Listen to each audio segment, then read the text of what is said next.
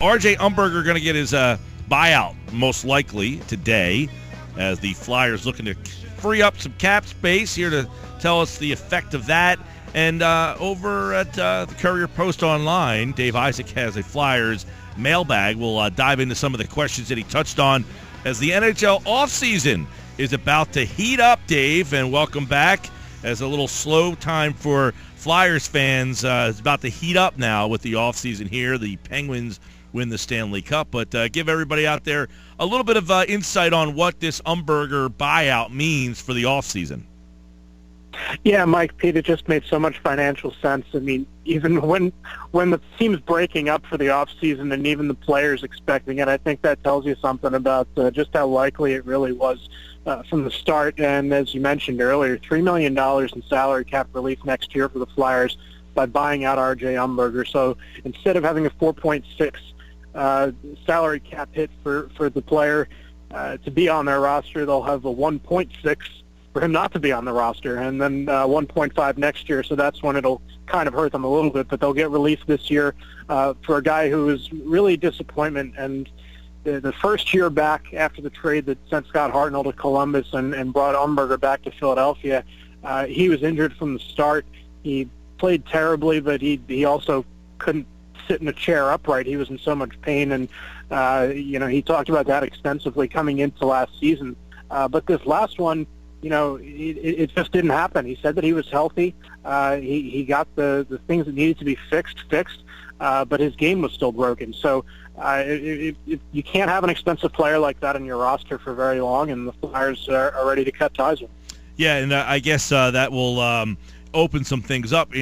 Does that allow them now to be a player for in free agency? And if so, what level of player can they target with what they had? They don't have a lot of. They still don't have an overwhelming amount of cap space, right? No, they don't. They have about $9 million, but they have some other things to take care of. I think first and foremost is going to be Brayden Schenn, because he's going to be due an upgrade in pay, and he's going to have to be taken care of with some of that money. The Flyers are looking to upgrade their team, but they're not close enough to be one free agent player away from contending.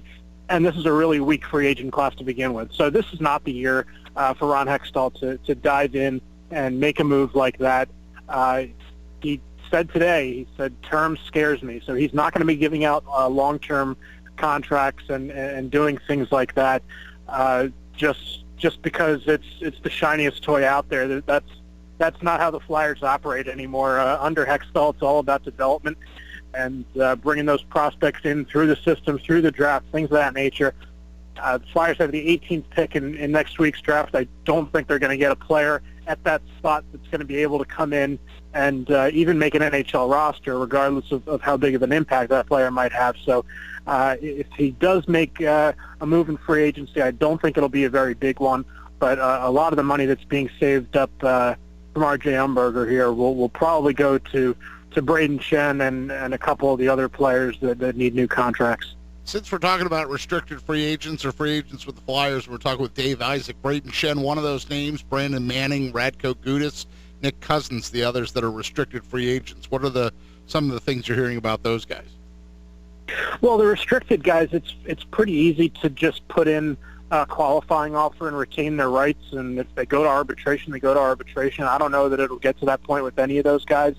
Hextall did say today that he's been talking with Radko Gudas' agent, but they don't seem to be making very much progress there. Brandon Manning, I'm not sure what his status will be with this team. He wasn't given a huge role last year.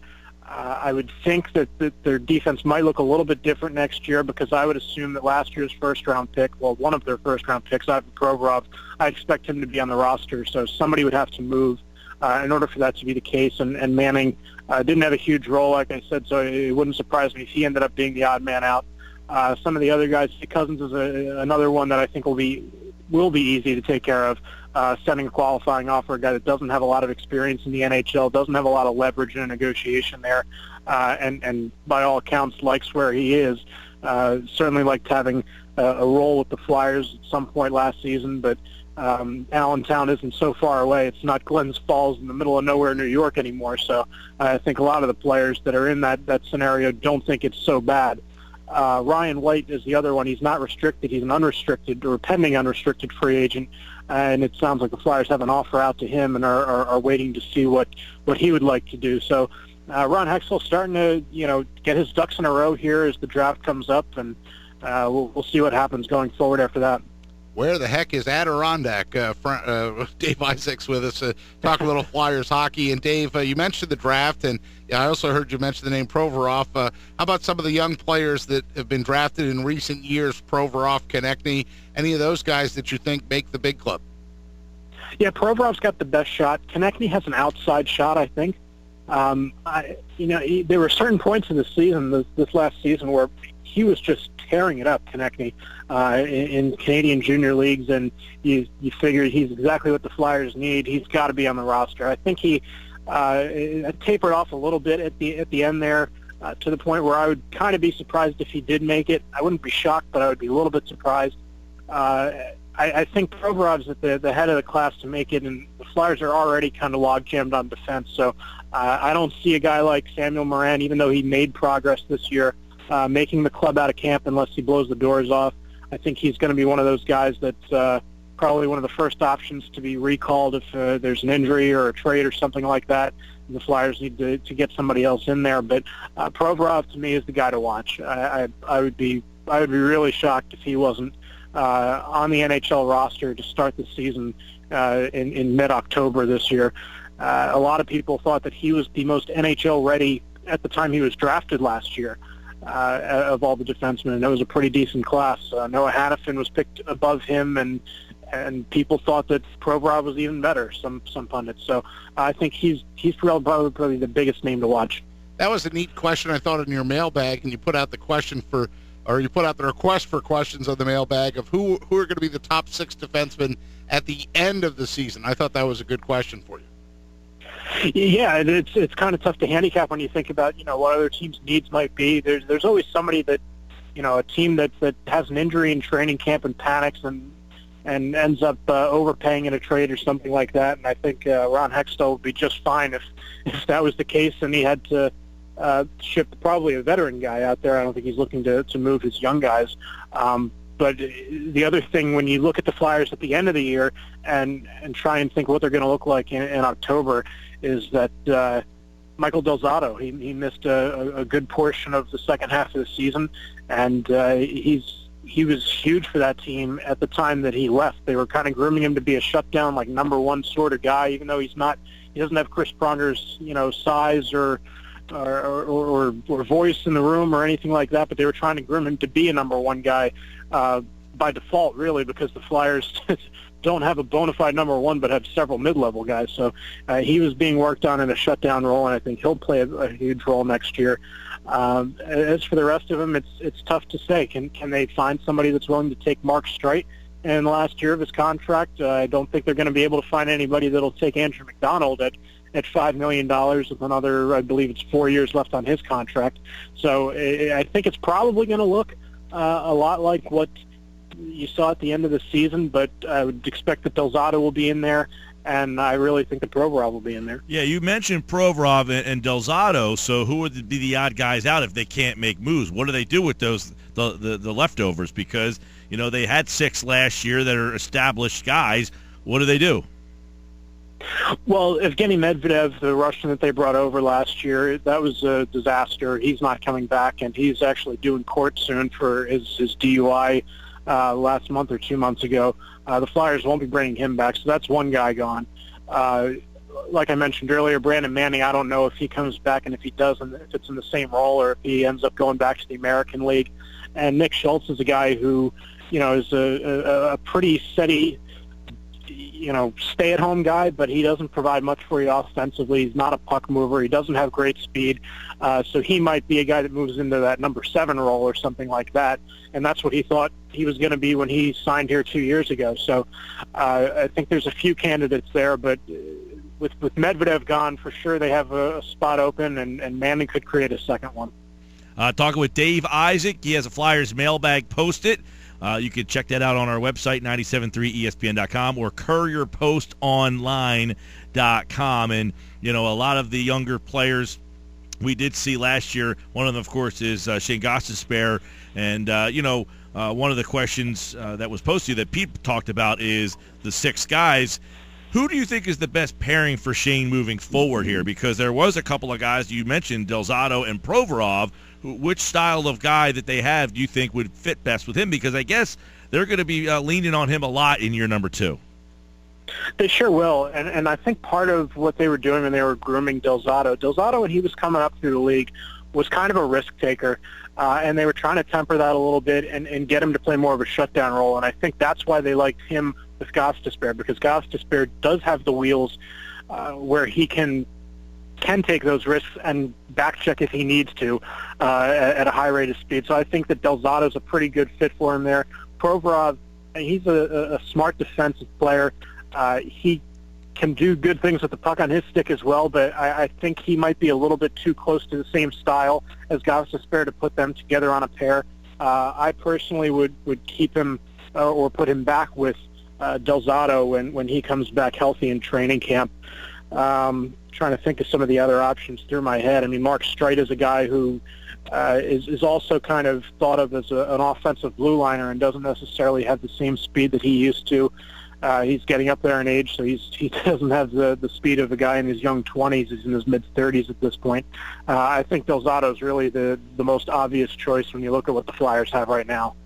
One of the things, Dave, when the season first ended that I basically screamed at Mike Gill to do if I was the guy that was GM of the team would be to trade Mason and get an established left wing. Is there any rumblings of any trade for Steve Mason? Do they stay pat at Or are goalie? they interested in moving either of the goalies? Yeah, I think there would have been more attention given to Neuwirth, to be honest. But no, there isn't anything in regards to moving either of these goaltenders. Talking around Hextall about that, there's a couple reasons why he wouldn't do that. The first one that he pointed to was look at what happened in the Stanley Cup playoffs. You had Tampa Bay Lightning goalie Ben Bishop go down with an injury, and their backup had to play really well, and he did. And you look at the same thing in Pittsburgh. They start the playoffs without their top 2 goalies, bring up their guy from the AHL, and he ends up winning them the Stanley Cup. Yeah. So, what Hextall said today was it's just not the case anymore where you can get away with having a bona fide starter and a bona fide backup that are in clearly defined roles. He really likes having 2 guys that can both be number 1 options. But there's another facet to this also, and that it's that both of these guys are in the last year of their contracts, and sometimes that's motivation for guys that are playing in their contract years. I mean, how many times do you see it, not just in hockey, but other sports as well, where guys have some of their best seasons right before they're due a new contract? But also the NHL is looking to expand here, and there might be an expansion draft in June of 2017. The Flyers could end up losing one of these guys, so why would you trade one of them now and potentially end up having the other guy get claimed by an expansion team in Las Vegas? Now all of a sudden you've got no goalies. So I think Ron Hextall is actually smart to do what he says he wants to do and keep both Steve Mason and Michael Neuwirth. At Dave G. Isaac on Twitter, Dave, we'll leave you with this in terms of free agency. You said it's not a great class, but is there a name that you have your eye on that you think makes good sense for this roster? Yeah, Jimmy Vesey. He's a player that was drafted by the Nashville Predators, went through college, 4 years at Harvard. They offered him a contract. They offered him a spot within the last 10 games of their season, so he would have been paid a full year just to play the final 10 games, and he turned it down. And he said that he was going to become a free agent. So on August 15th is when that'll happen, and we'll see what happens. I mean, there's already a long list, but if Ron Hextall is a guy that doesn't want term, this is a perfect scenario. When you're talking about a guy who's coming out of the draft and hasn't played an NHL game yet, he gets an entry-level contract. So the base salary is going to be $925,000. And this guy, by all accounts, the Hobey Baker winner, has a ton of skill and could potentially fill one of those roles. I mean, his cap hit could be a little higher if they load it up with incentives. And there's, like I said, a growing list of teams that want his services. So whatever contract he's offered will be loaded up with incentives, but it's still going to be far less than paying an established guy who's just going to get a big payday on July 1st in unrestricted free agency. So that's the name I would look at the most. teams can start talking to those restricted guys at the end of this month, but it won't be until August 15th that Jimmy Vesey is available, and Ron Hextall kind of played it down the middle today and said he's still on Nashville's reserve list, so he can't talk about him, even though Vesey says he's not going to play in Nashville. But to me, that makes the most sense from the financial standpoint and from a skill standpoint. In a weak free agent class, that's probably the best move the Flyers can make, in my opinion. All right, good name from Dave. For more, check out that mailbag at Dave G. Isaac on Twitter, as the NHL offseason going to heat up here shortly. Draft on the way. Flyers have the 18th pick. Thank you, Dave. Good to talk to you guys.